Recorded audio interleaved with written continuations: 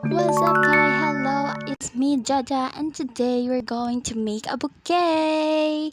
And yan, kinuha ko na yung flowers and yung dalawang tulips. And proceed na tayo sa paggawa ng bouquet. Ayan. And then, kumuha ko ng mga green fuzzy wire para gumawa ng leaves or ng dahon niya. Ayan, gagawan ko ng tutorial yung paggawa ng dahon. Yan, itupi ko lang tong isa at itupi ko ulit yung isa and then ipasok dun sa isa and then ipaikuti ng dalawa or sapat na yung isa, syempre. Tapos yan, igaganyan ko na and ipapatusok ko para maging dahon siya. And then, ipa-flatten ko muna siya para pantay yung pagkakagawa ng aking dahon. And then yan, so the finished product. And pinaikot ko muna siya para mag-lock. And then, gagawin din natin yun sa kabila. And, yung mga natitira is gagawin pa nating dahon. And, tada! Yan, dahon na siya. Siyempre, hindi naman mag-iiba yan. Dahon pa rin. So, gawin na natin siya. Parang i-combine or isasama na natin dun sa ating flowers. So, yan.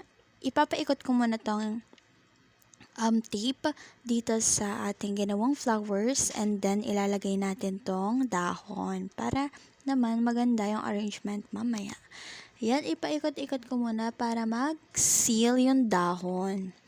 So, pagkatapos na yan, gagawin ko din yung dalawa para naman pantay sila. And then, yan! Charan! Ayan na! So, nagawan ko na yun ng dahon yung tatlo.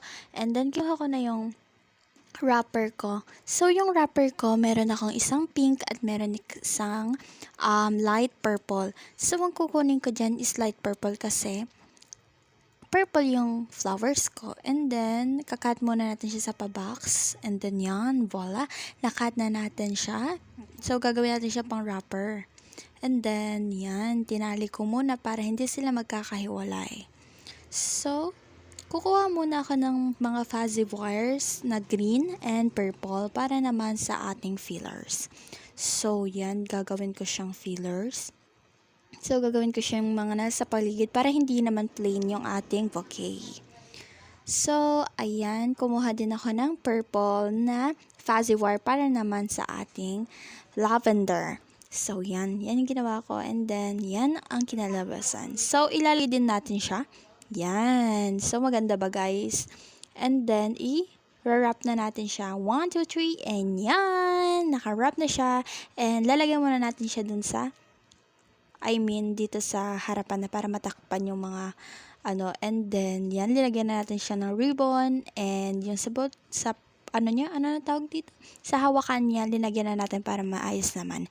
And that is the final bouquet product. And bye! Thank you!